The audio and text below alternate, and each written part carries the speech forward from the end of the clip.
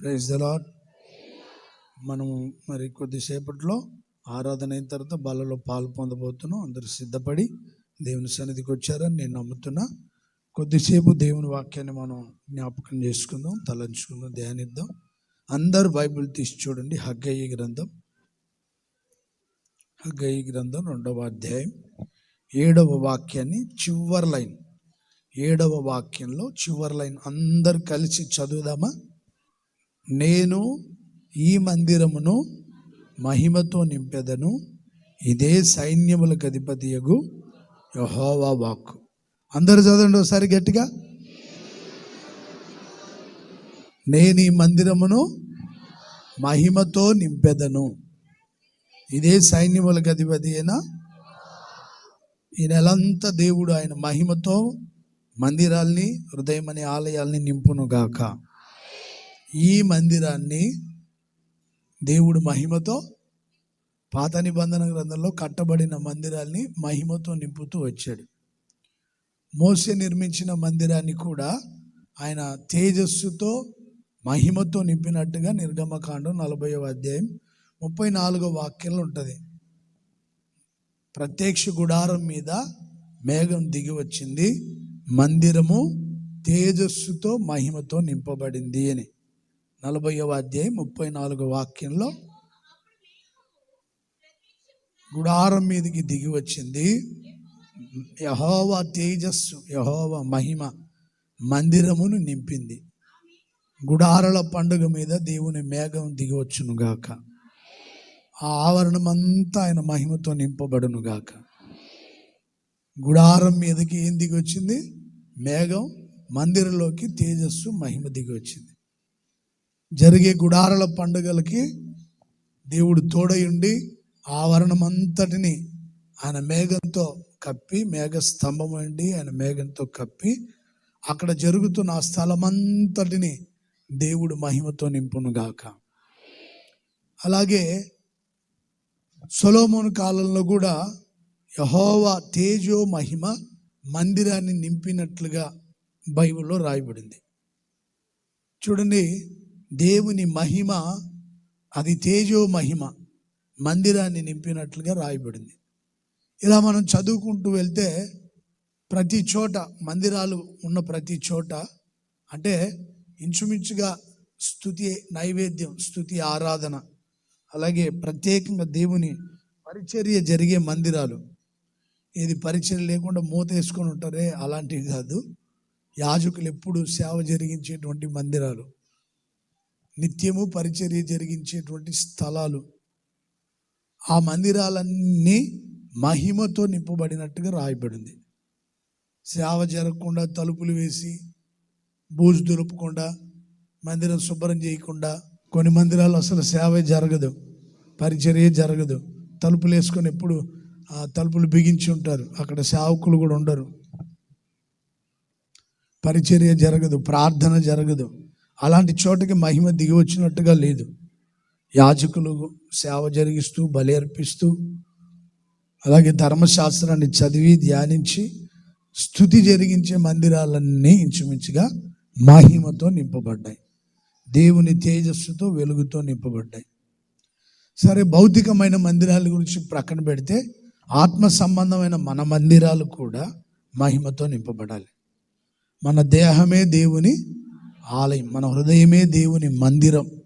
కొరింథీ పత్రిక 1 కొరింథీ పత్రిక 3వ అధ్యాయం 16వ వాక్యంలో చాలా చక్కగా రాయబడి ఉంటుంది. మీరు దేవుని ఆలయమై ఉన్నారని మీరు ఎరుగరా? చాలు. మన హృదయము దేనికి ఆలయం? దేవునికి ఆలయం. 3:16 1 కొరింథీ పత్రికలో మీ దేహము దేవునికి ఆలయం. మన హృదయం అనే ఆలయాలన్నీ కూడా ఆయన మహిమతో ప్రభు నింపునుగాక, ఆయన తేజస్సుతో నింపునుగాక, ఆయన వెలుగుతో నింపునుగాక, ఆయన ప్రభావముతో నింపునుగాక. గట్టిగా నమ్మిన వాళ్ళు ఆమేన్ చెప్పండి. అందరి హృదయం అనే ఆలయాల్ని ప్రభువు ఆయన మహిమతో నింపునుగాక. Praise the Lord, praise the Lord. దేవుని మహిమతో మన హృదయాలు నింపుకోవడం ద్వారా కలిగే ఆశీర్వాదాలు ఏంటో చెప్తాను, చాలా జాగ్రత్తగా ఆలకించండి. ఆయన మహిమతో మన హృదయాలు నింపబడినప్పుడు జరిగే ప్రత్యేకతలు, ఆశీర్వాదాలు ఏంటో చెప్తాను. మందిరాన్ని మహిమతో నింపినప్పుడు అక్కడ శుద్ధీకరణ, పరిశుద్ధత, పవిత్రత కలుగుతూ వచ్చింది. మహిమతో మందిరం నింపినప్పుడు అక్కడున్న అపవిత్రతని, అక్కడున్న హేయమైన క్రియల్ని దేవుడు తొలగించి ఆయన మహిమతో నింపి అక్కడున్న వాళ్ళని హెచ్చరించి దైవ సేవకుల ద్వారా అనేక విషయాలు బోధించి మందిరాల్ని పరిశుద్ధపరిచి పవిత్రపరిచినట్లుగా, ఏ క్రియలన్నీ తొలగించినట్లుగా, దేవుని నివాస స్థలములో మనుషుల మహిమ ఉంటే వాటిని తొలగించి ఆ స్థలాల్ని పరిశుద్ధపరిచినట్టుగా బైబిల్లో రాయబడింది. మొదటిదిగా ఎహెజ్కేలు గ్రంథం 43:4. ఎహెజ్కేలు గ్రంథం 43వ అధ్యాయం 4వ వాక్యం. 43:4 ఎహెజ్కేలు గ్రంథం. దైవజనుడని ఎహెజ్కేలు గారికి ఒక దర్శనం వచ్చింది. ఆ దర్శనంలో ప్రభు స్వరం, ఒక స్వరం వినబడ్డం ఆయన విన్నాడు. ఇప్పుడు చదువు 4వ వాక్యం నుండి. తూర్పు తట్టు చూచు గుమ్మం మార్గమున యెహోవా, తూర్పు తట్టు చూచు గుమ్మమున అంటే తూర్పు, ఎటు తూర్పు చెప్పండి, తూర్పు ఎటండి చెప్పాలి, మీరు అడిగిన వెంటనే చెప్పాలి, ఇంతగా చూడొద్దు నన్ను. తూర్పు ఎటండి? ఇటా అందరు కరెక్ట్గా చెప్పండి, ఇటు. అందుకని ఇటు గుమ్మం పెట్టామన్నమాట మనం కూడా. తూర్పు తట్టు చూచు గుమ్మమున యెహోవా తేజో మహిమ అటు నుండి వచ్చింది, తూర్పు నుండి. ఇది అటు గుమ్మం ఉంది కదండి, ఆ తూర్పు నుండి యెహోవా తేజో మహిమ మందిరములో ప్రవేశించింది. తూర్పు నుండి ఒక మహిమ మందిరంలోకి వచ్చింది. ఆత్మ నన్ను తీసుకొని లోపలి ఆవరణలోనికి తీసుకొని వెళ్ళింది. తేజో మహిమతో మందిరం అంతా నిండిపోయింది. మందిరములో నుండి ఒకడు నాతో మాట్లాడినట్లుగా, అంటే మందిరంలో ఒకడు మాట్లాడుతుంటాడు. ఆ ఒకరెవరు కాదు, ప్రభువైన యేసయ్య. Praise the lord. ఒకడు నాతో మాట్లాడినట్లుగా నాకు ఒక శబ్దం వినపడింది. ఆ మహిమతో నింపబడిన ఆ మందిరంలో ఒక వ్యక్తి నాతో మాట్లాడుతున్నట్టు ఒక శబ్దం వినబడింది. నా యొద్ద నిలిచిన వాడు నాతో ఇట్లా, నేను నరపుత్రుడా, ఏమని చెప్తున్నాడు? నరపుత్రుడా, ఇది నా స్థలం. ఎవరి స్థలం ఇది? గట్టిగా చెప్పాలి. నేను ఇంతకుముందు కూడా చెప్పా, ఇది ఎవరి స్థలం? ఎవరి గద్దె స్థలం అంట? ఇది నా ఏరియా, ఇది నేనున్న ప్రాంతం,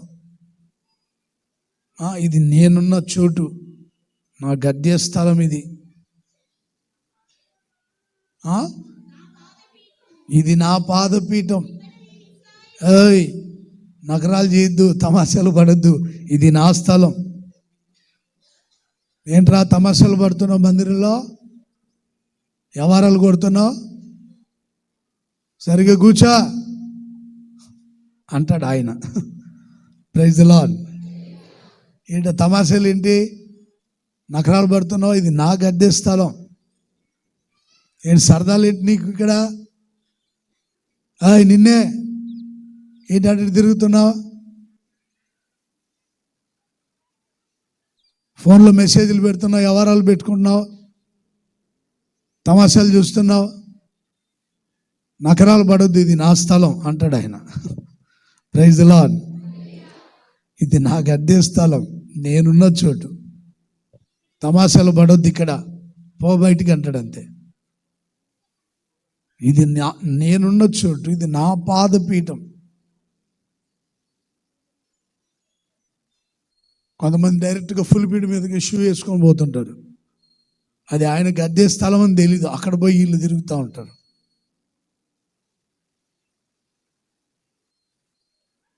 గుళ్ళో పిల్లికి భయం ఉండదు అన్నట్టు ఉంటారు కొంతమంది. అది గుళ్ళోనే ఉంటుంది పిల్లి, ఎక్కడ పోయి అభిషేకం చేస్తో తెలియదు.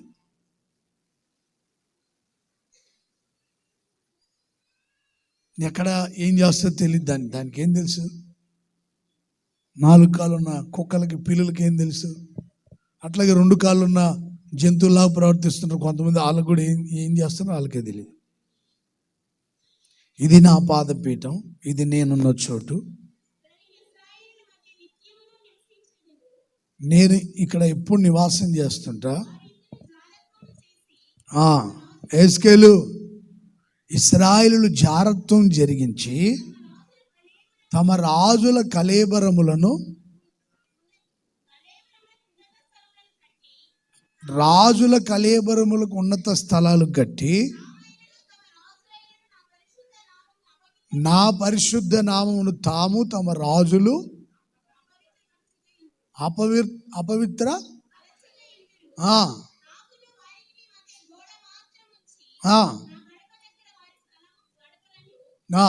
నా గడప దగ్గర వారి గడప స్థలములను, నా ద్వారబంధరం దగ్గర వారి ద్వారబంధరములను పెట్టి, నాకు సమీపంగా నా గడప దగ్గర వాళ్ళ గడపలు, నా ద్వారం దగ్గర వాళ్ళ ద్వారములు పెట్టి నా పరిశుద్ధ నామమును, నా పరిశుద్ధ నామానికి దూషణ కలుగుటకై, నా పరిశుద్ధ నామమునకు దూషణ కలుగుటకై వారు హేతువులు అయ్యారు గనుక కోపావేశుడనై ఉన్నాను. వారి జారత్వము మాని కళేబరములను నా యొద్ద నుండి దూరమునకు కొనిపోయిన ఎడల నేను వారి మధ్యలో ఎల్లప్పుడూ నివాసం చేస్తాను. చూడండి, మందిరం యొక్క నియమం అని చెప్పి 12వ వాక్యంలో మాట అంటాడు. చదవండి 12వ వాక్యం. నా మందిరమును గూర్చి విధి ఏదనగా,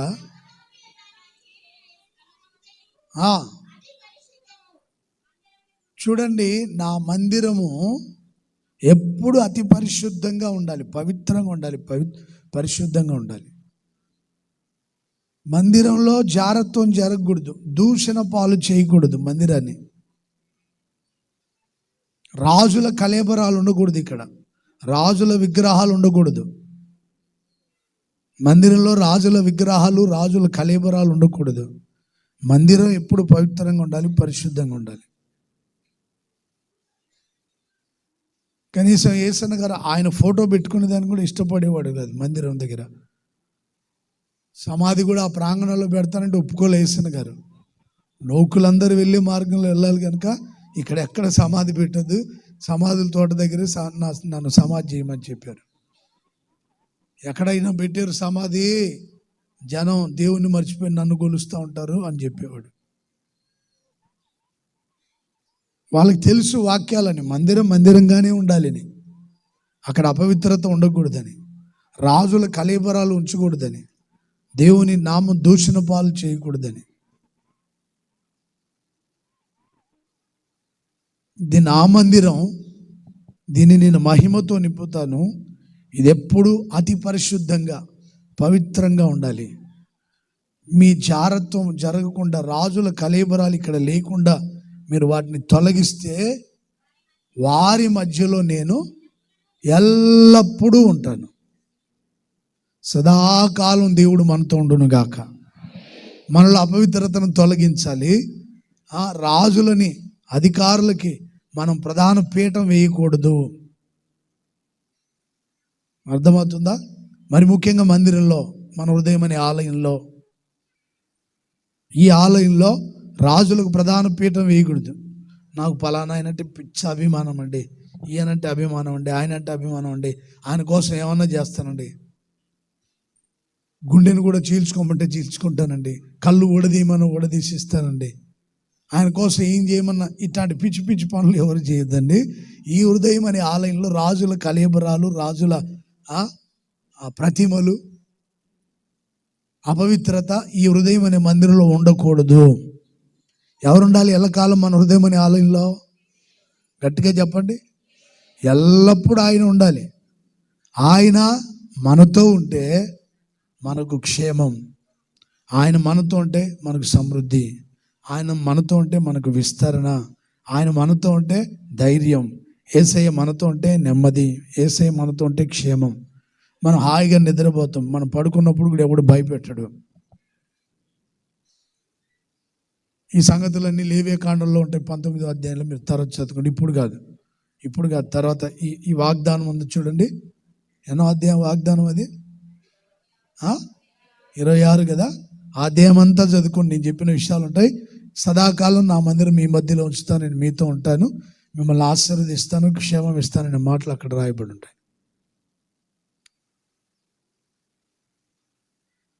సదాకాలం ఆయన మందిరాన్ని మనతో ఉంచి, ఆయన మహిమను మన మధ్యలో ఉంచి, మన అవసరాలన్నీ దేవుడు తీర్చునుగాక, మనకు క్షేమం దయచేనుగాక, ధైర్యం దయచేనుగాక. ప్రతి అపవిత్రతని మందిరంలో, హృదయం అనే ఆలయంలో ఉన్న అపవిత్రతను అంతటిని దేవుడు తొలగించి పరిశుద్ధపరిచి పవిత్రమైన మార్గాల్లో నడిపించునుగాక. రాజులకు ప్రథమ పీఠం వేయొద్దు, అధికారులకు ప్రథమ పీఠం వేయొద్దు. మొదటి స్థానం ఎవరికి ఇవ్వాలి? మనం యేసయ్యకి ఇవ్వాలి. ఆయనకే మనం కృతజ్ఞతలు చెల్లించాలి, ఆయన్నే మనం స్తుతించాలి. ఆ తర్వాత నెక్స్ట్ మొట్టమొదటి స్థానం దేవునికి ఇవ్వాలి, ఆ తర్వాత తల్లిదండ్రులకి ఇవ్వాలి. అర్థమవుతుందండి? రెండో స్థానం ఎవరికి ఇవ్వాలి? తల్లిదండ్రులకు. మొదటి స్థానం ప్రభువైన యేసయ్యకు, జన్మనిచ్చిన తల్లిదండ్రులకు, మనల్ని నడిపించే వాళ్ళకి. అందుకని లోకంలో సామెత ఏమని ఉంటుందంటే, దేవుడు కనపడే వాళ్ళు తల్లిదండ్రులు, గురువు, ఆ తర్వాత తల్లి, తండ్రి, గురువు, దైవం అని చెప్తుంటారు. అంటే కనపడే వాళ్ళని మీరు మర్యాద గౌరవించితే, వాళ్ళకి భయపడి జీవిస్తే, కనబడని దేవుని కూడా మీరు గౌరవించి మర్యాదగా భయపడి బ్రతుకుతారని. కనబడని మనుషులకే మర్యాద ఇవ్వకపోతే కనబడని దేవునికి ఏం మర్యాద ఇస్తారు మీరు? కనబడే సేవకులకు గౌరవం ఇవ్వకపోతే కనబడని దేవునికి ఏం గౌరవం ఇస్తారు? కనబడే తోటి విశ్వాసకి గౌరవం ఇవ్వకపోతే కనబడని దేవునికి ఏం గౌరవం ఇస్తారు అని లోక సామెత తల్లి, తండ్రి, గురువు, దైవం అని చెప్తుంటారు. మొదట కనబడే వాళ్ళని గౌరవించండి, ప్రేమించండి, లోబడండి, విధేయులై ఉండండి. ఆ తర్వాత కనబడని దేవుణ్ణి మీరు గౌరవించిన వాళ్ళు అవుతారని చెబుతుంటారు గురువులు చిన్నప్పుడు అందరికీ. మనకు అన్ని తెలిసిన తర్వాత, బైబిల్ అంతా తెలిసిన తర్వాత నేను చెప్తున్నా, మొదటి స్థానం దేవునికి, ఆ తర్వాత తల్లిదండ్రులకు, మనల్ని నడిపించేటువంటి గౌరవనీయులకు ఇవ్వాలి. Praise the Lord, praise the Lord. ఈ తూర్పు వైపు నుండి ఒక మహిమ వచ్చి మందిరంలో ఎలా నిలిచి ఉందో, మన హృదయంలో కూడా దేవుడు ఆయన మహిమని, ఆయన తేజస్సుని, ఆయన ప్రభావాన్ని మన హృదయంలో నింపి అపవిత్రతను పోగొట్టి సదాకాలం ప్రభు మనతో ఉండి మనలందరినీ ఆశీర్వదించునుగాక. మందిరాన్ని ఎవ్వరు పాడు చేయొద్దు. 1 కొరింథీ పత్రిక 3వ అధ్యాయం 17వ వాక్యంలో మాట చదవండి ఒకసారి. మీరు దేవుని ఆలయమును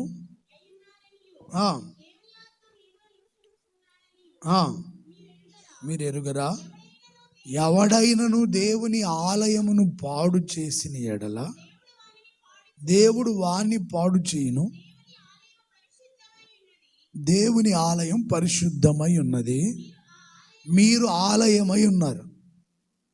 దేవాలయాన్ని ఎవడు పాడు చేయొద్దు.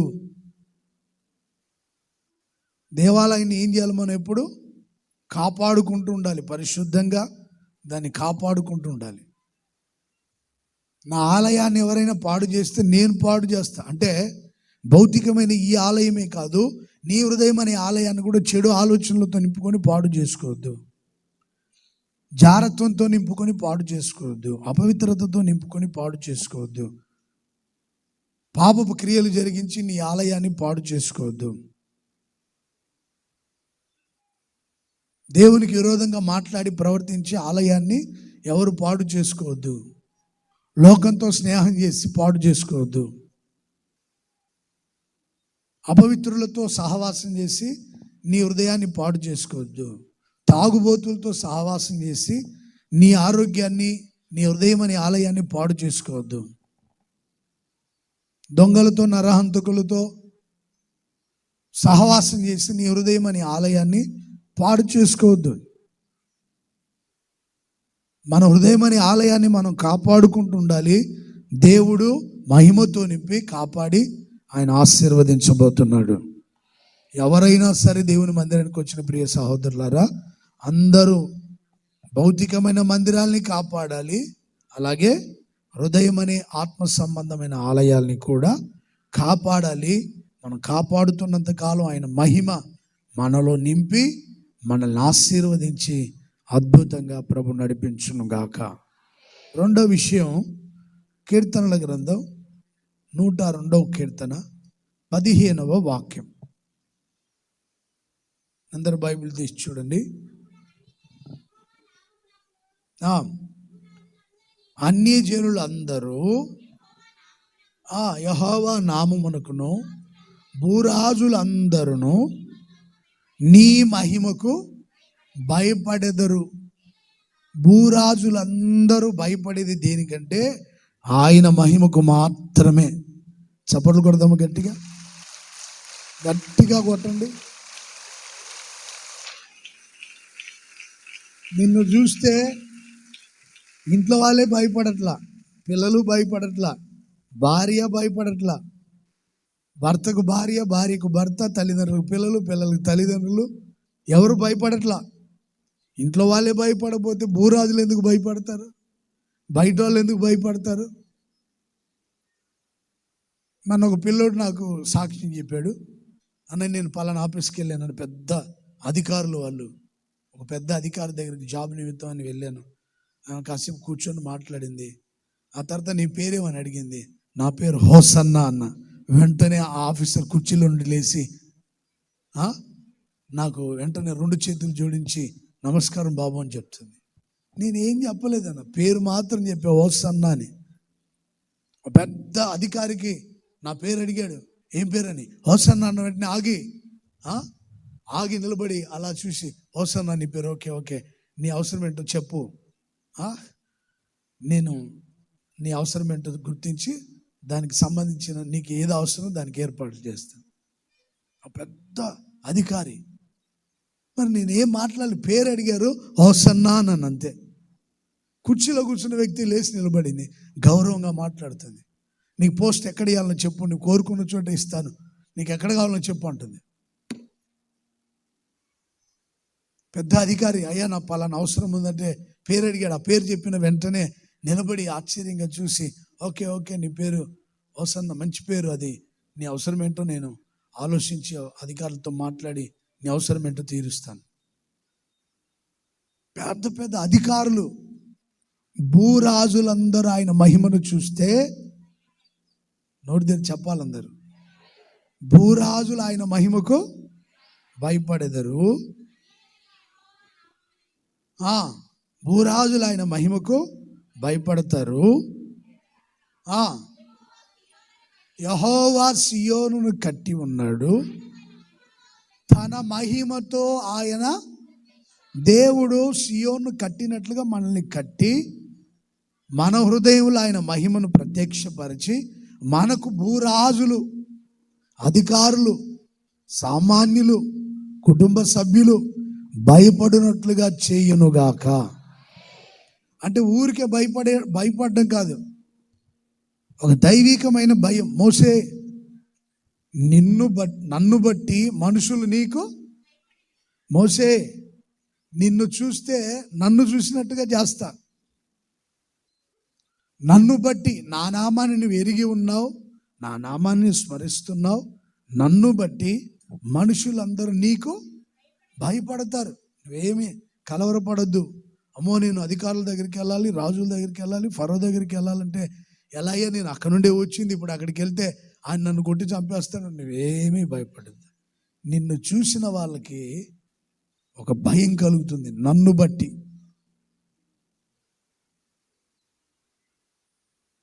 ఎవరిని బట్టి భయం? అమ్మో, పలానా ఆయన ఇంత లావుగా, ఇంత ఎత్తుగా, ఇంత దృఢంగా ఉన్నాడు, ఆయన చూస్తే నాకు భయం అండి. అమ్మో, ఆయన పెద్ద కళ్ళు చేసుకొని చూస్తూ ఉంటాడు, ఆయన చూస్తే భయం అండి. అమ్మో, పలానా ఆయన ఎప్పుడు చూసినా సీరియస్గా ఉంటుందండి, ఆమెతో మాట్లాడంటే, ఇట్లాంటి భయం కాదు. అమ్మో, పలానా చూస్తే పగలు చూస్తే రాత్రి కళలో వచ్చే వాళ్ళ ఉన్నాడు, నాకెందుకండి, ఇట్లాంటి భయాలు కాదు, దైవికమైన భయం. ఇందాక చెప్పాను కదండి, పేరు అడిగి నీ పేరంటే పలానా పేరంటే టక్కున లేచి నిలబడి భయంగా, అంటే వాళ్ళు పొందిన మహిమ. హోసన్న పేరనే కాదు, హోసన్న అభిషేక్ అంటే ఆయన పేరును వెంటనే భయం, అంటే ఆయన పొందిన ఆ మహిమ. రమేష్ అన్న వెంటనే ఆయన పేరును బట్టి కాదు, ఆయన పొందిన మహిమ. పలానా మరియమ్మ అంటే ఆమె పేరును బట్టి కాదు, ఆమె పొందుకున్న ఆ మహిమ. పలానా సువార్తమ్మ అంటే ఆ పేరును బట్టి కాదు, కొన్నిసార్లు పేరును బట్టి కూడా అది దేవుడు మనకి ఇచ్చినటువంటి ఘనత కనుక పేరును బట్టి కూడా కొన్నిసార్లు దైవికమైన భయం కలుగుతుంది. మనం పేరు పెట్టుకొని ఆయన మహిమను పొందుకుంటూ ఉండాలి. ఊరికే ఓసన్నను పెట్టుకున్నాం, పేతురని పెట్టుకున్నాం, యోహానని పెట్టుకున్నాం, యాకోబు అని పెట్టుకున్నాం, ఇంకా సీమోను, ఆంద్రేయ అని పెట్టుకున్నాం, ఇట్లాంటివి కాదు. మనం ఏ పేరు పెట్టుకున్నా, మీరు ఏ పేరైనా పెట్టుకోండి. తెలియక చిన్నప్పుడు ఏదో పేర్లు పిచ్చి పిచ్చి పేర్లు, మా తాత పేరు కలవాలి, అవ్వ పేరు కలవాలి, నానమ్మ పేరు, ఇట్లాంటివన్నీ అడుగుతుంటారు నేను. నా తల వాసిపోతుంటుంది అన్న, ఈ అక్షరం కలిసేటట్టు పేరు పెట్టమంటుంటారు. అదేంటో మీరే పెట్టుకొని నా దగ్గర రండి, ప్రార్థన చేస్తానని చెప్తుంటా. పెట్టే పేరును బట్టి కూడా దాంట్లో ఉన్న ప్రత్యేకత. మనం ఏ పేరు పెట్టుకున్నా ఏం పొందుకుంటుండాలి? మన మందిరంలో హృదయం అనే ఆలయంలో ఏం పొందుకోవాలి? మనం దేంతో నింపుకోవాలి? ఆయన తేజస్సుతో, ఆయన వెలుగుతో, ఆయన మహిమతో నింపుకోవాలి. మోసే, నిన్ను ఎవరు చూసినా వాళ్ళకి భయం కలుగుతుంది. ఎందుకంటే నన్ను బట్టి, నన్ను సేవిస్తున్నావు, నన్ను ఆరాధిస్తున్నావు, నాకు ప్రార్థిస్తున్నావు కనుక నా మహిమతో నిన్ను కప్పుతాను. నిన్ను చూసిన భూరాజులందరికీ, చెప్పాలి గట్టిగా, భూరాజులందరికీ భయం. నా మహిమను ఎవరు చూసినా వాళ్ళకు భయం కలుగుతుంది. 12 గోత్రాలని కనాన్ దేశాన్ని చూసిరమ్మని చెప్పి మోసే పంపించాడు. చూసి వచ్చిన తర్వాత 2 గోత్రాల వాళ్ళు, కాలేబు, యెహోషువ వాళ్ళు మంచి సాక్ష్యం చెప్పారు. 10 గోత్రాల వాళ్ళు మనం వెళ్ళలేమయ్యా, అక్కడ ఆ ప్రాంతాన్ని స్వాధీనం చేసుకోలేం బాబు అని చెప్తే వీళ్ళు వాళ్ళ నోళ్ళు మూయించారు. మీరు ఎందుకురా కలవరపడతారు, దేవుడు మనకి ఆ పట్టణం ఇస్తాడని చెప్తే అందరు రాళ్ళు తీసుకున్నారు వీళ్ళిద్దరిని కొట్టి చంపాలని. రాళ్ళు తీసుకొని మరుక్షణమే వాళ్ళని సజీవ సమాధి చేయాలని అందరు రాళ్ళు తీసుకున్న వెంటనే వాళ్ళకు దేవుని మహిమ కనపడినట్టుగా సంఖ్యాకాండం 14వ అధ్యాయం 9వ వాక్యం నుండి చదువుతారా అందరూ? సంఖ్యాకాండం 14:9.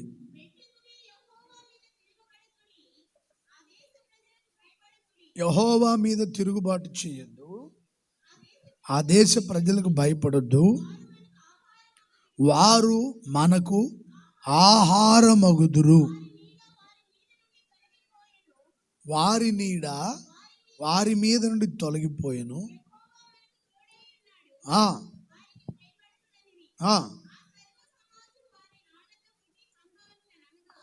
సర్వ సమాజము వారిని రాళ్ళతో కొట్టి చంపవలనని అనగా దేవుని ప్రత్యక్ష గుడారంలో మహిమ ఇశ్రాయేలుకి అందరికి కనబడినప్పుడు వారు భయపడి రాళ్ళని ప్రక్కన పడేసి ఇంకా చంపాలనుకోలేదు, రాళ్ళతో కొట్టి చంపాలని నిర్ణయించుకున్నారు. వాళ్ళు నిర్ణయించుకున్న నిర్ణయాన్ని బట్టి సజీవ సమాధి చేస్తారు. ఎందుకంటే మెజారిటీ ఎక్కువ ఉంది వాళ్ళకి. వీళ్ళే మైనారిటీ, వాళ్ళే మెజారిటీ అనమాట. వీళ్ళిద్దరూ, వాళ్ళు ఎంతమంది? అవిశ్వాసానికి సంబంధించిన వాళ్ళు 10 మంది, విశ్వాసానికి సంబంధించిన వాళ్ళు 2. క్రైస్తవుల పర్సంటేజ్ చాలా తక్కువ ఉండొచ్చు, మెజారిటీ తక్కువ ఉండొచ్చు, అవిశ్వాసులు ఎక్కువ ఉండొచ్చు, విశ్వాసులు 2 ఉండొచ్చు. క్రైస్తవులు 2%, పలానా వాళ్ళు ఇంత % అని చెప్తుంటారు. మెజారిటీ తక్కువగానే ఉండొచ్చు. అవిశ్వాసుల మెజారిటీ ఎక్కువ ఉండొచ్చు. వాళ్ళు రాళ్ళు రువ్వాలని చంపాలనుకోవచ్చు. ఈ రోజున యేసయ్య మహిమ వాళ్ళందరికీ కనబడును గాక. విశ్వాస వీరులు లేకుండా చేయాలని ఎవడనుకున్నాడో వాళ్ళందరికీ ఆయన మహిమ కనబడును గాక. ఆ మహిమను చూసిన వాళ్ళ మనసులు మార్చుకుందురుగాక, వాళ్ళ నిర్ణయాలు మార్చుకుందురుగాక, వాళ్ళ తీర్మానాలు మార్చుకుందురుగాక, వాళ్ళ ఆలోచనలు తారుమారు చేయబడునుగాక. క్రైస్తవులకు కానీ, దేవుని పిల్లలకు కానీ, దైవ సేవకులకు కానీ, పరిచర్యకు కానీ ఎవడైనా విరోధంగా ప్రవర్తించి నాశనం చేయాలని ఎవడైనా అనుకుంటే నవ్వాలని ఏడవాలని తెలీదు. ఒకడు దయాక్షేత్రంలో కురుక్షేత్రం అని రాశాడు, వధ తథ్యం అని రాశాడు ఇంకొకడు. మరి దానికి ఏం చేయాలో అర్థం కాల. వాళ్ళందరూ కూడా దేవుని మహిమ బయలుపరచబడును గాక, వాళ్ళందరూ కూడా ఈ రోజున మహిమ చూచెదరు గాక, వాళ్ళ ఆలోచనలు తారుమారు చేయబడును గాక, వాళ్ళు తీసుకున్న నిర్ణయాల నిర్మూలమవును గాక. అంతేనా? గట్టిగా చెప్పండి. నమ్మిన వాళ్ళు విశ్వాసంతో చెప్పండి. ఎవడెవడు చెడు ఆలోచనలు, చెడు నిర్ణయాలు తీసుకున్నారో అవన్నీ భూస్థాపితమవును గాక. తిరుగుబాటు చేయాలని ఎవడు రాళ్ళు రువ్వాలని తిరుగుబాటు చేసి రాళ్ళు రువ్వి చంపాలనుకున్నాడో వాళ్ళందరికీ మహిమ కనబడింది. భయముతో, వణుకుతో, దిగులుతో అలాగే వాళ్ళ మనసులు మార్చుకున్నారు చంపకుండా.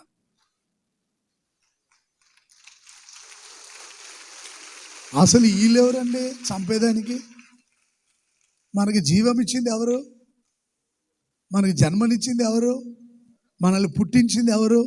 మనకు ఆయుష్ ఇచ్చింది ఎవరు? మనకు ఆరోగ్యం ఇచ్చింది ఎవరు? ప్రాణం పెట్టేవాడు ఎవరు? దాన్ని తిరిగి తీసుకునేవాడు ఎవడు? మధ్యలో వీళ్ళెవరంతా ఎవరు? మధ్యలో వీళ్ళంతా ఎవరండి? ఎవడైనా సరే విరోధంగా లేస్తే వాళ్ళకి ఈ రోజున మహిమ కనబడునుగాక. నేను సవాలు చేయను, బల్లలు గుద్దను, ఎవడొస్తాడు రండ్రా అని మీసం మెలేను. అర్థమవుతుందండి? తొడగొట్టి మీసం మెలేసి రండ్రా చూసుకుందాం, నేను అట్లాంటివి చేయను. ఆత్మీయులు ఎవరు చేయరు, ఆత్మీయులు ఎవరు అట్లాంటి పిచ్చి పిచ్చి పనులు చేయరు. ఆత్మీయులందరూ ప్రభా నీ మహిమను చూపండి, నీ ప్రసన్నతతో నింపండి. ఎవడు విరోధంగా లేస్తే వాళ్ళకి ఈ రాత్రి నీ ప్రత్యక్షత, నీ మహిమ వాళ్ళకి కనబడాలి. మనం ఆయన పిల్లలం, మనకి ఎవడు విరోధంగా లేచినా దేవుడు మహిమగా ప్రత్యక్షమవునుగాక. అమ్మో వాళ్ళు దేవుని పిల్లలు, మనం వాళ్ళ జోలికి వెళ్ళకూడదని ఒక భయం దేవుడు వారి గుండెల్లో పుట్టించునుగాక.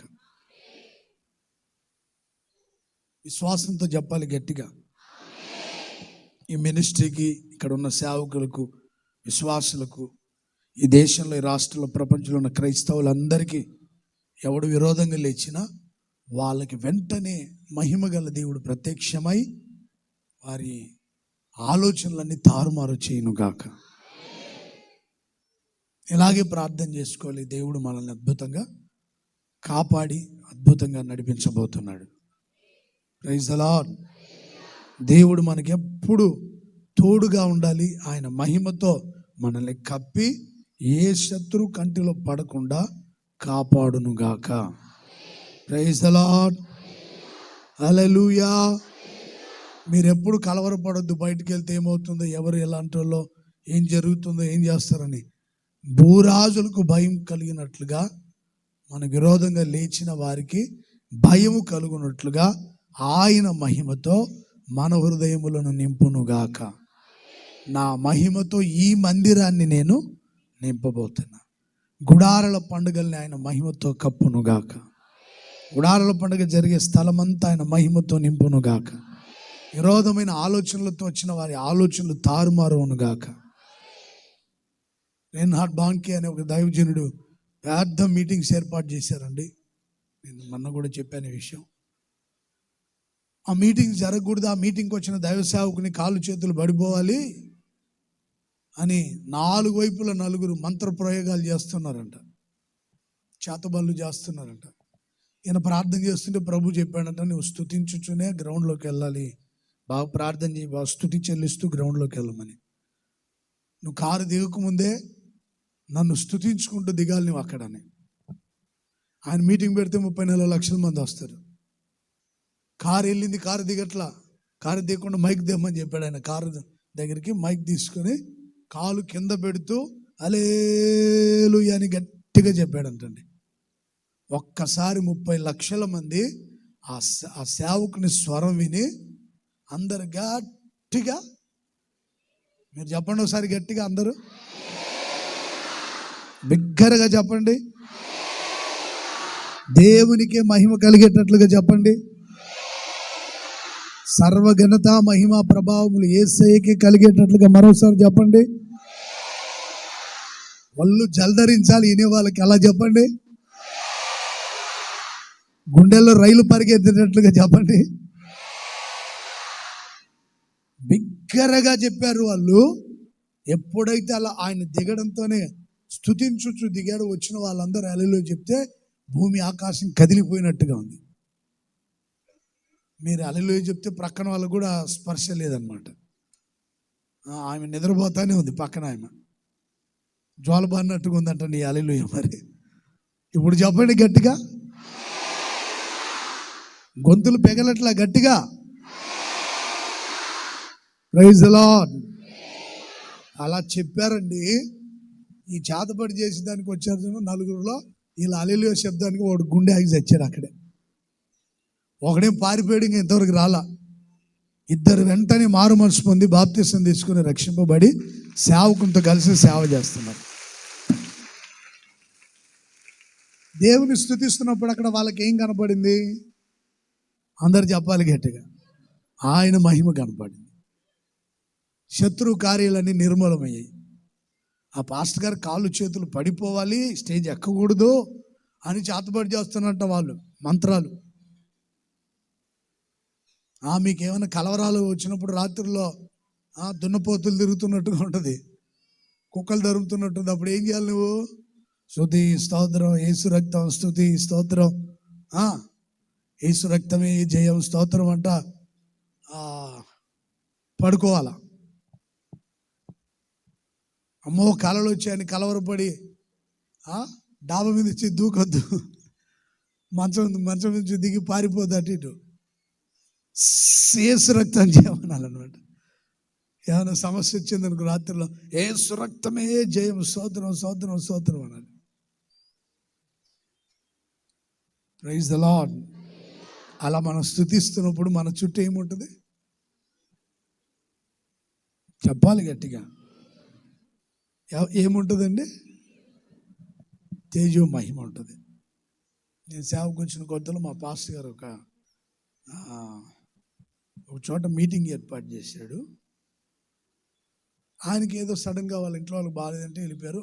ఆ కూటం ఆపొద్దు తమ్ముడు, నువ్వు చూసుకోమన్నాను నన్ను.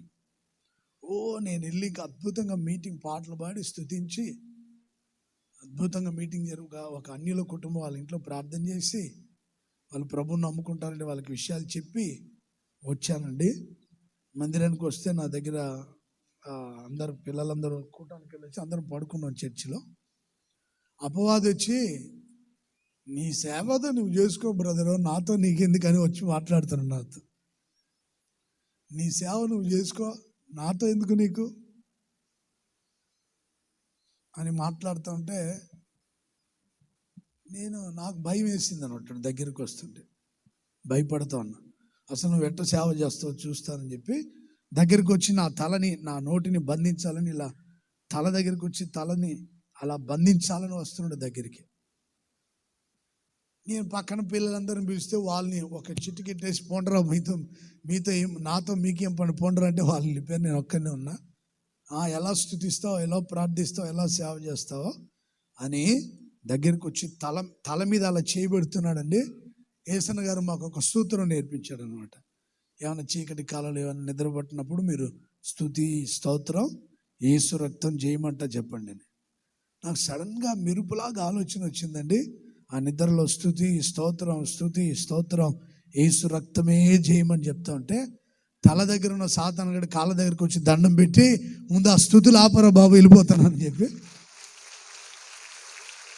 ఆ స్తుతి ఆపు, ఆ స్తోత్రం యేసు రక్తం ఆపు, నేను వెళ్తున్నానని ఆ తల దగ్గర ఉన్న వాడు కాళ్ళ దగ్గరికి వచ్చాడండి. దేవుని మహిమ నా చుట్టూ తిరుగుతూ ఉంది. ఒక గోళంలాగా ఆయన వెలుగు, ఆయన ప్రసన్నత, ఆయన మహిమ నా చుట్టూ అలా తిరుగుతుంది. సాతానుగాడు కాళ్ళ దగ్గరికి వచ్చి పరిగెత్తుకుంటూ పోయాడు దండం పెట్టి. నేను చెప్పేది కథలు ఏం కాదు ఇవన్నీ. ప్రభు మహిమ నాకు తోడుగా ఉంది. భూరాజులందరికీ ఏం కలుగుతుందంట? భయం. అపవిత్రులకి భయం, అపవాది క్రియలకి భయం.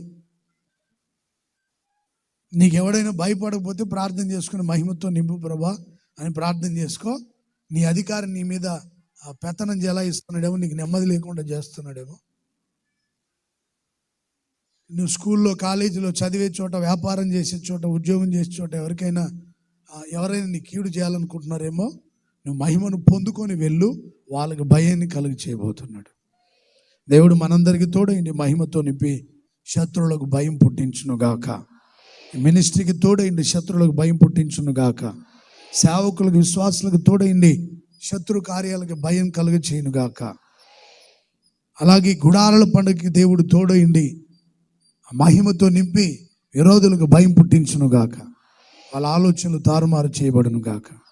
హల్లెలూయా. మూడోదిగా సంఖ్యాకాండం 14:21 వాక్యం త్వరగా చదవండి. సంఖ్యాకాండం 14:21.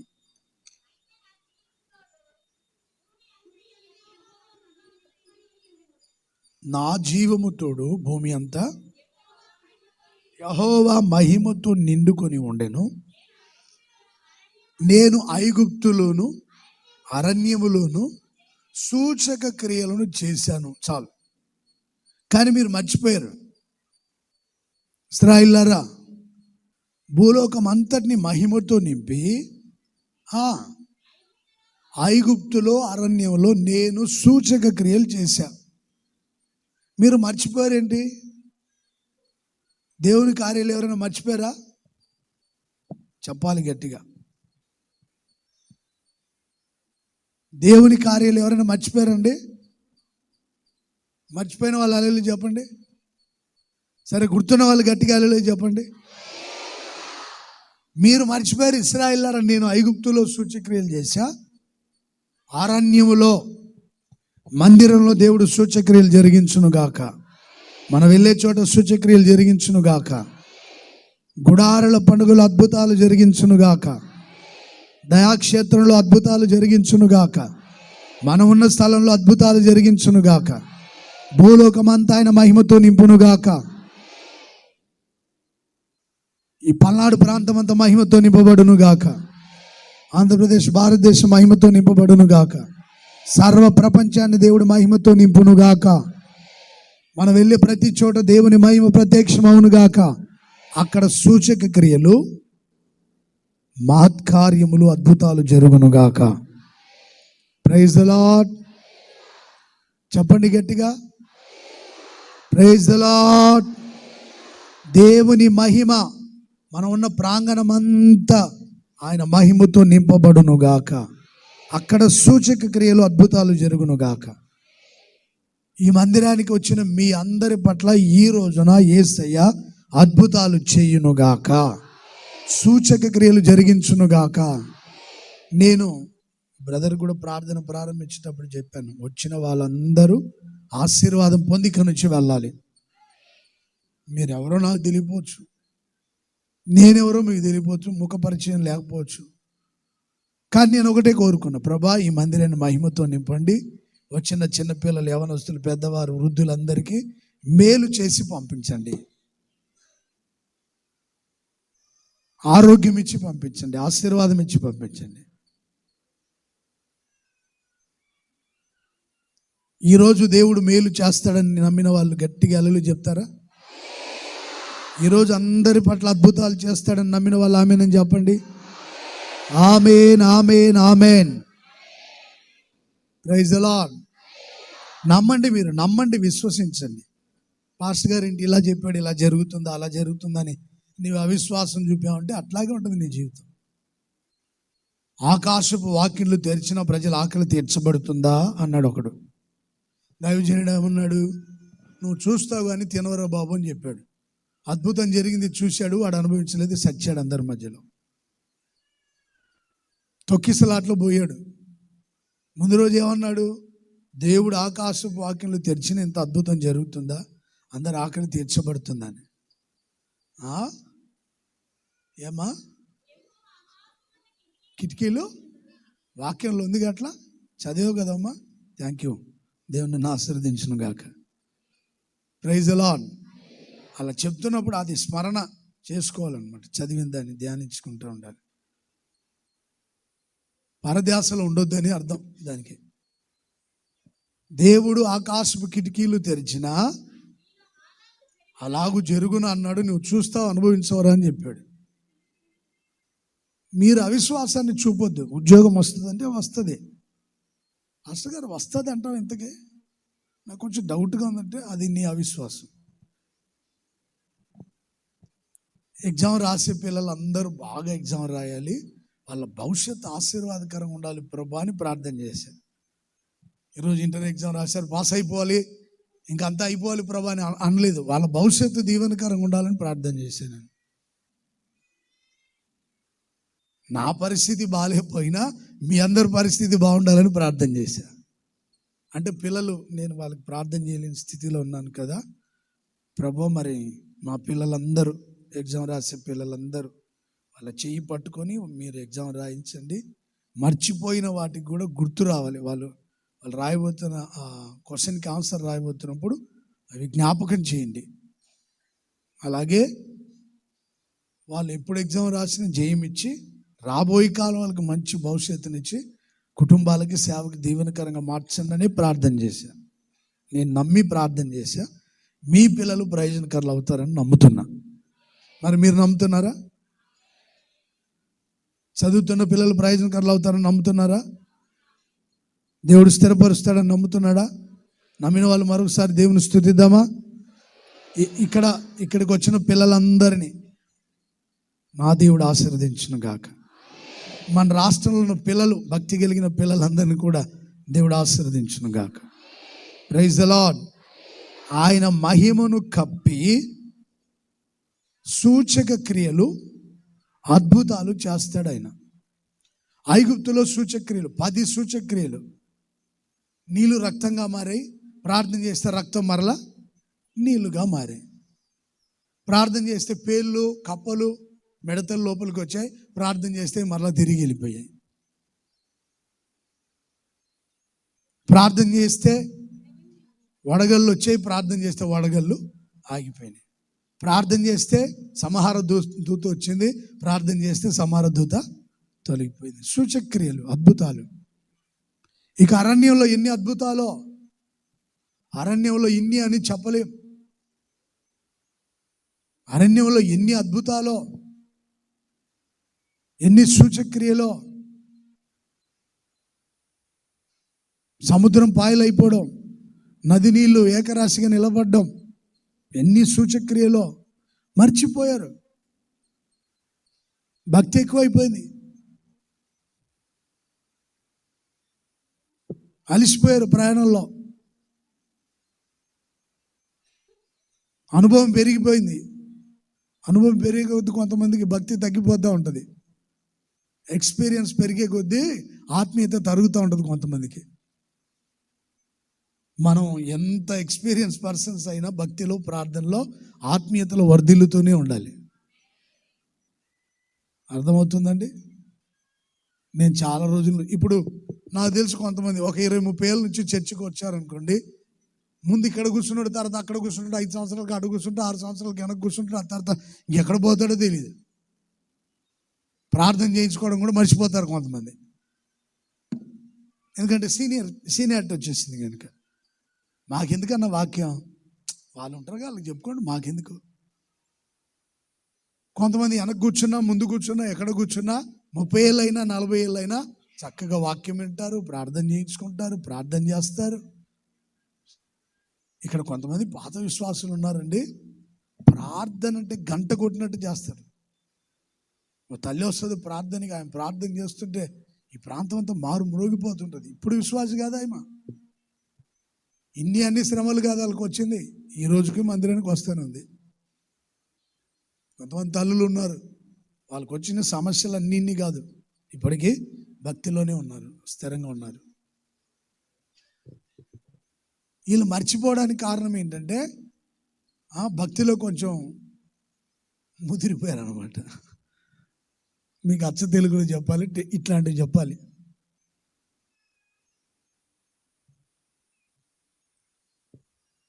తొండ ముదిరితే ఏమవుతుందంట? ఇట్లాంటి కనెక్ట్ బాగా అవుతారు మీరంతా. తొండ ముదిరితే ఏమవుతుంది? ఊసర వీళ్ళు ఊరికే రంగులు మారుస్తూ ఉంటుంది. అది గ్రీన్ కలర్ ట్రీ మీదకి వెళ్ళింది అనుకోండి, గ్రీన్ అయిపోయింది. ఎల్లో కలర్ ఫ్లవర్ మీద ఆగింది అనుకోండి, ఎల్లో కలర్ మార్చుకుని ఎక్కడ పోతే అక్కడ కలర్లు మార్చుకుంటూ ఉంటుంది. అట్లా ఉండొద్దు ఎవరు. మన విశ్వాసులం, ఆత్మీయులం, దేవుని పిల్లలం అలాగే ఉండాలి. రంగులు మార్చుకుంటూ తిరగొద్దు, ముదిరిపోవద్దని అర్థం. మర్చిపోయారు మీరు అద్భుతాలు, ఆశ్చర్యకారాలు మర్చిపోయారు. అయినా నేను నా మహిమతో నింపి సూచక క్రియలు జరిగిస్తూనే ఉంటా. భూలోకం అంతా దేవుని మహిమ కప్పబడును గాక. దేవదూతలు స్తుతించారు కదా, పరిశుద్ధుడు పరిశుద్ధుడు, భూలోకం అంతా మహిమతో నింపబడిందని. మందిరమే కాదు, హృదయం అనే మందిరమే కాదు, భూలోకం అంతా మహిమతో నింపబడాలి. యేసయ్య అద్భుతాలు చేయాలి. గలిలయ ప్రాంతంలో కానా అనే ఒక ఊరు, అక్కడ ఒక వివాహం. యేసయ్యను అక్కడ పిలిచారు పెళ్ళికి. నేను 2 సార్లు ఆ ఊరు వెళ్ళాను. అక్కడ వాళ్ళ గౌరవం, మనల్ని ఎలా గౌరవిస్తారంటే, వాళ్ళ ఊరు వెళ్ళిన వెంటనే ద్రాక్షారసం ఇస్తారు. జీరో ఆల్కహాల్ అనమాట. ఆల్కహాల్ ఉండదు, వితౌట్ ఆల్కహాల్ అంటారు. విత్ కాదు, వితౌట్. అక్కడ అన్నీ ఉంటాయి, నీకు ఏది కావాలంటే తాగొచ్చు. కానీ మనకి ఇచ్చేటప్పుడు జీరో ఆల్కహాల్ అనమాట. దాంట్లో ఆల్కహాల్ ఉండదు. ద్రాక్ష రసం ఇస్తారు, వాళ్ళు గౌరవిస్తారు. ఆడ పెళ్లి జరిగిన కూడా అదే.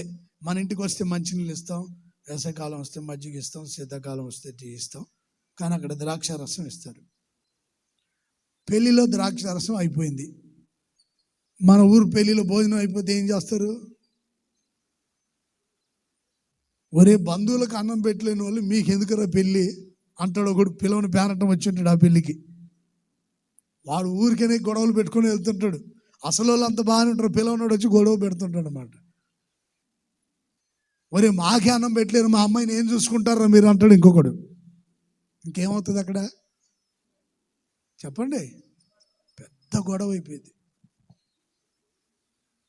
వాళ్ళు భయపడుతున్నారు. యేసు ప్రభుకి చెప్తే, యేసు ప్రభు బాణల్ని తీసుకురామని, శుభ్రం చేయమని, నీళ్ళతో నింపమని తీసుకెళ్ళి వడ్డించమని చెప్పాడు. ఇదేంటయ్యా, నీళ్ళు వడ్డిస్తే కొడతారు మమ్మల్ని, ద్రాక్షరసం కదా, తీసుకెళ్ళండి మీరు.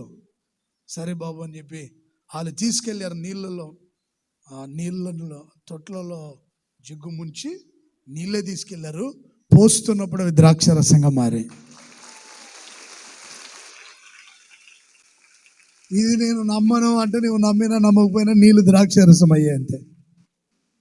సూర్యుడిని చేసిన దేవుడు, చంద్రుడిని చేసిన దేవుడు నీళ్ళని ద్రాక్షారసంగా చేయలేడా? గట్టిగా చెప్పాలి. మట్టిని తయారు చేసాడు. ఎవడైనా మట్టిని చేస్తానో అడగండి, ఆకాశాన్ని చేస్తానో అడగండి.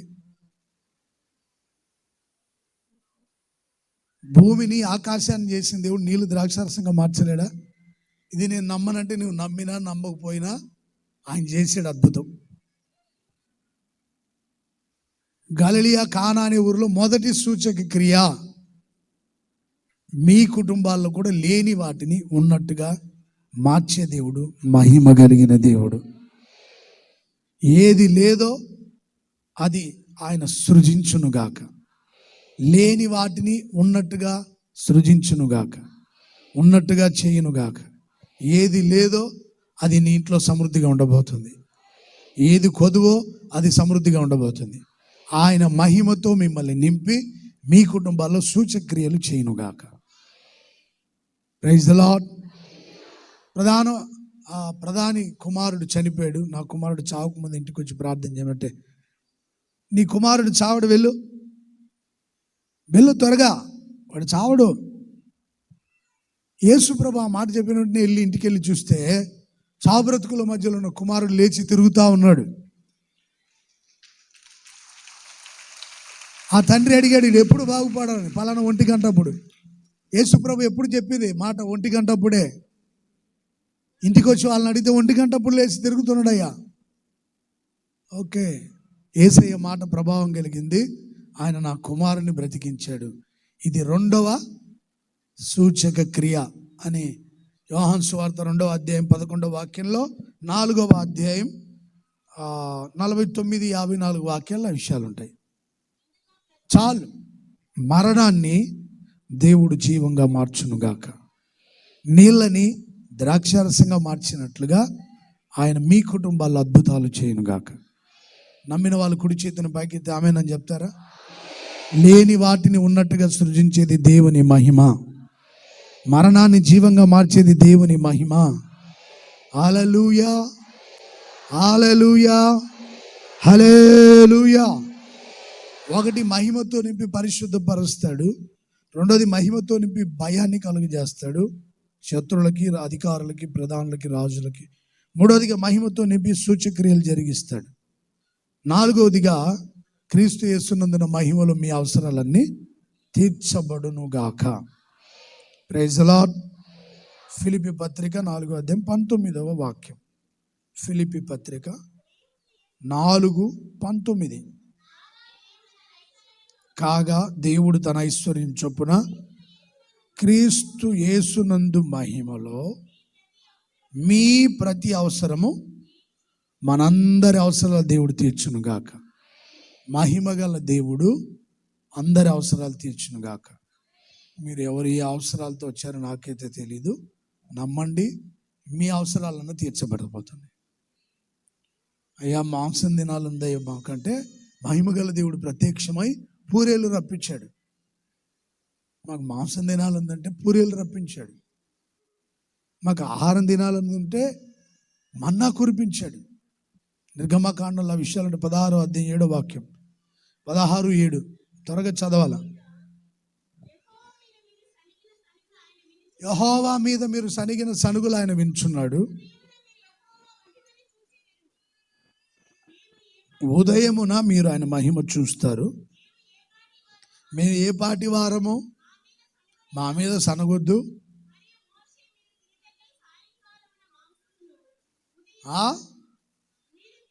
మీరు తినుటకై సాయంకాలమున మాంసము, ఉదయమున చాలినంత ఆహారము మీకు ఆయన ఇవ్వబోతున్నాడు. ఆయన మహిమ ప్రత్యక్షమవుతుంది. చాలినంత మాంసం, చాలినంత ఆహారం. Praise the Lord. మాంస ప్రియులందరికీ చాలినంత మాంసం. ఒకడు గుడారాల పండుగలో గోంగూర మాంసం పెట్టవచ్చు కదని కమెంట్స్ పెడుతున్నాడు అనమాట. వాడి ఆకలి తీర్చునుగాక దేవుడు. చెప్పండి గట్టిగా. ఒక ఇంట్లో ఒక 4 ఉంటే ఎంత మాంసం తెచ్చుకుంటారు? గుడారాల పండుగకి ఒక 40 లక్షల మంది వచ్చారనుకోండి, మరి ఎన్ని కోళ్ళు చావాలి వాళ్ళ కోసం? మీరు చెప్పండి, ఎన్ని కోళ్ళు అంటే? కోళ్ళపారలు కోళ్ళు ఉంటాయిగా, ఉంటాయో ఉండవు, కానీ వాడు ఆశపడ్డాడు, వాడి ప్రాణం దేవుడు తృప్తిపరచును గాక. మరి మీరు ఆశపడ్డారా? వద్దులే, కోళ్ళు చావకుండా ఉంటాయి. Praise the Lord. మీరు ఆశపడండి, దేవుడు తృప్తిపరుస్తాడు. అంటే గుడారాల పండుగలోనే కాదు, దేవుడు ఎక్కడికి వెళ్ళా మనల్ని పోషిస్తాడు. ఆయన మహిమను పంపి మన ఆకలి తీర్చును గాక. కావలసినంత ఆహారం దయచేను గాక. కావలసినంత ప్రోటీన్ ఫుడ్ దయచేను గాక. Praise the lord. ప్రోటీన్ ఎందులో ఉంటుందో ఎత్తుక్కోండి. మీరు కోడి మాంసం వేసారనుకోండి, ఒక రెక్కో కాల్లో చెయ్యో మెడ ఏదో ఒకటి వస్తుందండి. అదే కోడి గుడ్డ వేసారనుకోండి, కోడి తిన్నట్టేగా. మీరు అర్థమవుతుందండి? కోడి వండి కోడి మాంసం చేస్తే మీరు రెక్కో ఏదో మొత్తం మీదకి ఏదో ఒక ముక్క వచ్చిందంటే సాటిస్ఫాక్షన్ ఉండదు. అరే సరిగ్గా వేయలేదే అని బాధగా ఉంటుంది. అదే కోడి గుడ్డ వేసారనుకోండి, కోడి మొత్తం తిన్నట్టే. Praise the lord. అంటే నేను సరదాగా చెప్తున్న విషయం, కానీ ఇశ్రాయేలుకి కావలసినంత మాంసం ఇచ్చాడు, కావలసినంత. ఆ అధ్యాయం అంతా చదువుకోండి. మహిమ మహిమ మహిమ వారికి కనబడింది. వాళ్ళకి కావాల్సిన ఆహారం, వాళ్ళకి కావాల్సిన మాంసం దేవుడు సిద్ధపరిచాడు. వాళ్ళు నడుచుకుంటూ వెళ్తున్నప్పుడు వాళ్ళ చెప్పులు అరిగిపోయాయా? అరిగిపోలా. వస్త్రం పాతకెళ్ళిందా? చినిగిపోయాయా? కాళ్ళు వాసాయా? లేదు. వాళ్ళు వెళ్ళినంత కాలం దేవుడు కావాల్సినవన్నీ ఇచ్చాడు. క్రీస్తు యేసునందున మహిమలో మీ అందరి అవసరం ప్రభు తీర్చును గాక. Praise the Lord. ఆయన మహిమతో నింపి ఇన్ని ఆశీర్వాదాలు ఇస్తాడు. చివరిగా ఒకే ఒక మాట చెప్పి నేను ముగించేస్తాను. రోమిలకు రాసిన పత్రిక 6వ అధ్యాయం 4వ వాక్యం చదవను ముగించుకుందాం. కాబట్టి తండ్రి మహిమ వలన క్రీస్తు మృతులలో నుండి ఎలాగూ లేపబడనో అలాగే మనం నూతన జీవం పొందిన వారమై నడుచుకున్నట్లు మనం బాప్తిసం వలన మరణములో పాలు పొందుటకు ఆయనతో కూడా పాతి పెట్టబడ్డాం. ఆయనతో కూడా మనం లేపబడతాం. చనిపోయిన యేసయ్యని లేపింది ఎవరు? చదవండి అక్కడ. కాబట్టి తండ్రి మహిమ వలన క్రీస్తు మృతులలో నుండి ఎలాగూ లేపబడ్డాడో ఆయన మహిమ పొందిన మనం కూడా ఒక రోజున మృతి చెందిన మనం పునరుద్ధానపు శక్తిని ధరించుకొని లేవబోతున్నాం. మహిమను ధరించుకొని లేవబోతున్నాం. మహిమను ధరించిన యోధులతో కలిసి దిగి వచ్చేదవు నా కోసమే. పాడండి. మహిమను ధరించిన యోధులతో కలిసి నా కోసమే వేల్పులలోన బహుగణుడవు నీవు, విజయ విహారుల ఆరాధ్యుడవు, విజయోత్సవముతో ఆరాధించెదను అభిషక్తుడవు. మృతులలో నుండి లేపేది దేవుని మహిమ. మనం చనిపోయినా బ్రతుకుతాం. మనం బ్రతికించేది ఎవరు? తండ్రి యొక్క మహిమ. చప్పట్లు కొడదామా? చనిపోయి బ్రతికించబడి పరలోకంలో మహిమలో చేర్చబడతాం. మహిమ పరలోకం. పరలోకం ఉందా లేదా? ఉంది. నేను చూశాను కనుక చెప్తున్నా. పరలోకం ఉంది. ప్రభు నన్ను తీసుకెళ్ళాడు, చూపించాడు. మీ అందరు కూడా ప్రభు చూపించబోతున్నాడు. ఖచ్చితంగా నేను చెప్పగలను, మహిమలో మనం ప్రవేశిస్తాం. చనిపోయిన మనల్ని బ్రతికించి, తండ్రి మహిమ మనల్ని బ్రతికించి పరలోకాన్ని తీసుకెళ్తాం. ఇది మన నిరీక్షణ. ఎన్ని ఆశీర్వాదాలు చెప్పాను నేను. మహిమతో నింపి పరిశుద్ధపరుస్తాడు, మహిమతో నింపి శత్రువుకు భయం కలుగజేస్తాడు, మహిమతో నింపి సూచక్రియలు చేస్తాడు, మహిమతో నింపి అవసరాలు తీరుస్తాడు, మహిమతో నింపి మరణించిన మనల్ని పునరుద్ధాన శక్తితో నింపి పరలోకాన్ని తీసుకుని వెళ్తాడు. ఇప్పుడు మీరు నిజంగా చెప్పండి, అడుగుతాను నేను. మహిమను పొందుకోవాలనుకున్న వాళ్ళ చేతులు ఎత్తండి. మహిమతో నింపబడాలనుకున్న వాళ్ళ చేతులు ఎత్తండి. నిజంగా చెప్పండి. కుడి చేయి పైకి ఆమె నన్ను గట్టిగా చెప్పండి. అయితే ఒక చిన్న వాక్యం జ్ఞాపకం చేస్తాం మీకు. యెషయా గ్రంథం 60వ అధ్యాయం 1వ వాక్యంలో ఏమన్నదంటే, లెమ్ము తేజరిల్లుము, నీకు వెలుగు వచ్చింది, యెహోవా మహిమ. అంటే మనం ఏం చేయాలా? లేవాలి, సిద్ధపడాలి. వెలుగు మన మీద ఉదయిస్తుందని గ్రహించాలి. కూర్చొని నిద్రపోకూడదు, నిద్రమోహాలు వేసుకొని ఉండొద్దు అని. ఇంకా మీకు అర్థమయ్యేటట్టు చెప్తాను చూడండి. 52వ అధ్యాయం యెషయా గ్రంథం 1-2 వాక్యాలు చదవండి. సియోను లెమ్ము, లెమ్ము, నీ బలం ధరించుకో. సుందర వస్త్రాలు. సియోను లెమ్ము, లెమ్ము, బలం ధరించుకో. Praise the Lord, praise the Lord. చాలాసేపు ప్రార్థన చేసుకుంటే ప్రభు ఈ వాక్యం చెప్పమన్నాడు మీకు, మహిమను గురించి. రాత్రి ఇంచుమించుగా 2 దాకా ప్రసవ వేదన వచ్చి ప్రజలకు ఏం చెప్పాలని ప్రభు ఒకే మాట చెప్పాడు, నా మహిమను గురించి ప్రకటించమని. శక్తిహీనుణ్ణి, బలహీనుణ్ణి ఆయన నాకు బలం ఇచ్చాడు. బలం ధరించుకొని లే. సుందర వస్త్రాలు. చర్చికి వచ్చినప్పుడు చింపిరి గుడ్డలు ధరించుకొని రాబాకండమ్మా. చినిగిపోయిన వస్త్రాలు, పాతగిలిన వస్త్రాలు, తలకు జుట్టు లేకుండా, ఆ జుట్టుకి ఆయిల్ లేకుండా తెల్లని వస్త్రాలు ధరించుకొని దేవుని సన్నిధికి, సుందర వస్త్రాలు, తెల్లని వస్త్రాలు ధరించుకుని రండి. ఇది మందిరం.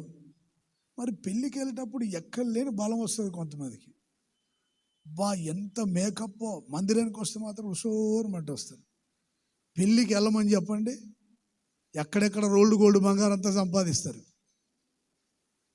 ముక్కుకి చెవులకి వేసుకుంటే బాగా, కొంతమంది కంట్రెప్పలకి వేసుకుంటారు, గబిలాల్లా ఉంటారనమాట. మరి చర్చికి వచ్చినప్పుడు ఎందుకని సుందర వస్త్రాలు ధరించుకో, ధూళి దులుపుకో, మెడకట్లు తెంపుకో.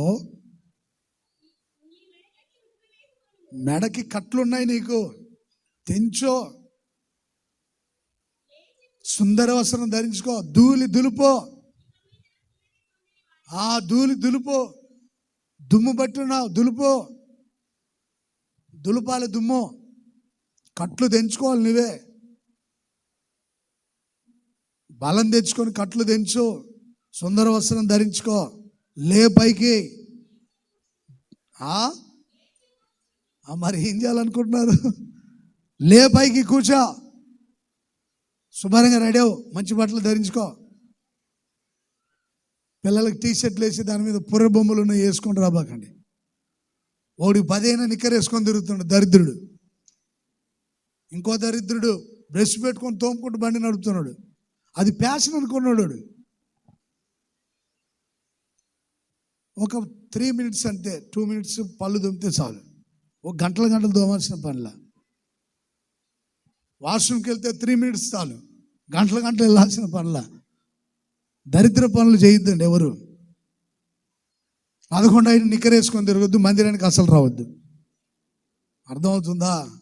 నిక్కర్లు వేసుకొని చర్చి దగ్గర రావద్దండి. సుందర వస్త్రములు. ఏ వస్త్రాలంట? అసలు కొంతమందికి నోరే రావట్లేదేంటి? అందరూ చెప్పండి, ఏ వస్త్రాలు?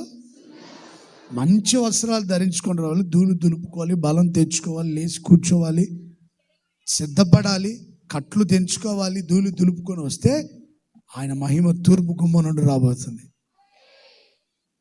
ఇదిగో ఆయన మహిమ నీ మీదకి రాబోతుంది. ఆయన మహిమతో నిన్ను కప్పబోతున్నాడు. మీ అవసరాలు తీర్చబోతున్నాడు. మహిమతో లేపబోతున్నాడు. సూచక్రియలు చేయబోతున్నాడు. శత్రుకు భయాన్ని పుట్టించబోతున్నాడు. ఆయన మహిమతో నింపి పవిత్రపరచబోతున్నాడు. దేవుడు మనలందరినీ ఆయన మహిమతో నింపునుగాక. సంఘములను మహిమతో నింపునుగాక. సేవకులను, విశ్వాసులను మహిమతో నింపునుగాక. 49వ గుడారాల పండుగ జరిగే ప్రాంగణమంతా మహిమతో నింపునుగాక. హల్లెలూయా. ఈ కొద్ది మాటలు సజీవుడైన యేసయ్య మీ వెనుకలో స్థిరపరిచి నెరవేర్చునుగాక. అందరి తలలు ఉంచి కళ్ళు మూడి ప్రార్థన చేసుకుని ముగించుకుంటాం.